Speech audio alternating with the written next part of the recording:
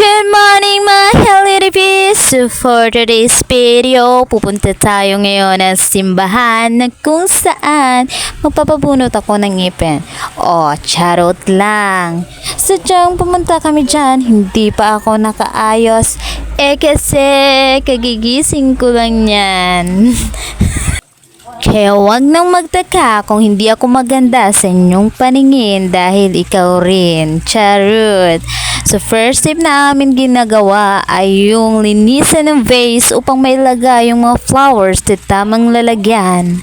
Yan na nga, habang ako ay naglilinis ng mga vase dito, ay yung mga kapatid ko naman ay naglilinis din, nagwawalis, naglalagay ng mga kandila doon sa labas. Linis dito, linis doon. Yan muna ang dapat nating gawin sa ngayon.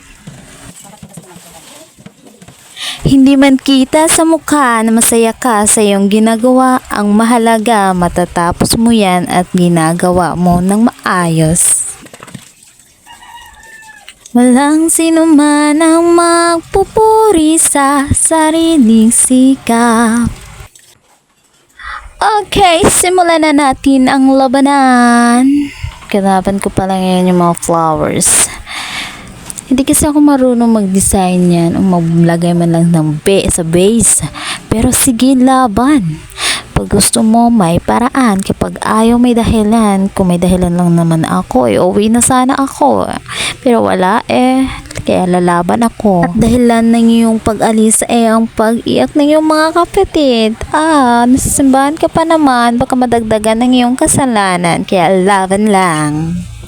Ilang buwan na nakalipas, nakatapos din ng isa. Uy, OA mo ha? Proceed!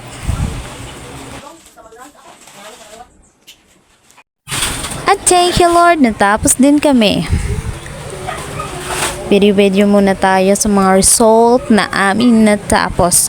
We proud to say that yan na ang aming nagawa. At nalinisan na namin yung buong simbahan. Ayan o, ang kintab ng paligid. At ako naman dyan, inayos ko muna yung mga kortina at saka yung dapat na ilagay sa front para naman yung white, para naman magandang tingnan. Diba? Para kang nanay dyan. Sige lang. Para kang daming anak. Kung maglalaba ka na, niligpit ka na. Are you okay? Proud to say, malinis na ang simbahan ng Katoliko sa Barangay Bantian. Yan na yung flowers na nagawa namin. Yung design namin. Kasi dapat talaga na nandyan siya. At ito rin yung iba. At saka, ayan. Diba? Ang gaganda. Proud to say. And it's time to say goodbye. Dito na kami sa labas. Video. Dahil sabi ni Ricale, nakalingkawas. Bye. Thank you for watching. Please follow my reels.